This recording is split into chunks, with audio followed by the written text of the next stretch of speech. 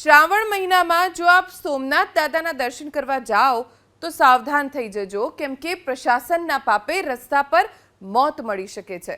ગીર સોમનાથના મુખ્ય 4 track highway ઉપર ક્યાંક તિરાડો પડી છે તો ક્યાંક હાઈવે જ બેસી ગયો છે। ચોંકાવનારી વાત તો એ છે કે આ રસ્તાનું નિર્માણ થતાં અંદાજે 7 વર્ષનો સમય વીત્યો અને હવે જ્યારે બનીને તૈયાર થયો ત્યારે વાહન ચાલકોની કમર તોડી રહ્યો છે।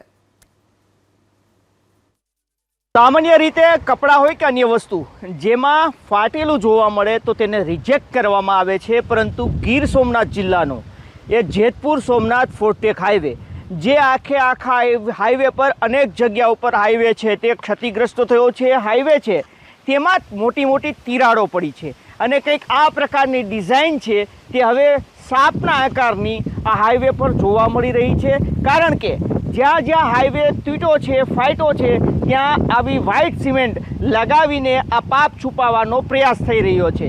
અમે અનેક વખત આ સવાલોના જવાબ મેળવવાના પ્રયાસ કર્યા છે કે શું કારણથી આ રોડને રિજેક્ટ નથી કરવામાં આવ્યો, આ જે રોડ ફાટ્યો છે તેની અંદર વ્હાઇટ સિમેન્ટ ભરવામાં આવી રહી છે, તેને લઈને અમે અનેક વખત સવાલો ઉઠાવ્યા છે, પરંતુ અમને જવાબ મળ્યા છે કે નિયમો મુજબ કામ થઈ રહ્યું છે અને રોડ જે ફાટ્યો છે તેમાં સિમેન્ટ ભરવાનો પણ નિયમ છે તેવું જાણવા જે તે સમયે મળ્યું હતું। આ રોડ આખા રસ્તા ઉપર હજુ આ રોડ બનીને તૈયાર નથી થયો, ત્યાં જ અનેક જગ્યા ઉપર રોડ છે તે આખો ફાટી ચૂક્યો છે। આ રોડને 2 વર્ષમાં કામ પૂર્ણ કરવાનું હતું, તેના બદલે 8 વર્ષ વીતી ચૂક્યા છે, પરંતુ રોડ બનીને તૈયાર નથી થયો અને જે તૈયાર થયો છે તે કંઈક આ પ્રકારનો જોવા મળી રહ્યો છે। દિલીપ મોરી, ABP અસ્મિતા, ગીર સોમનાથ।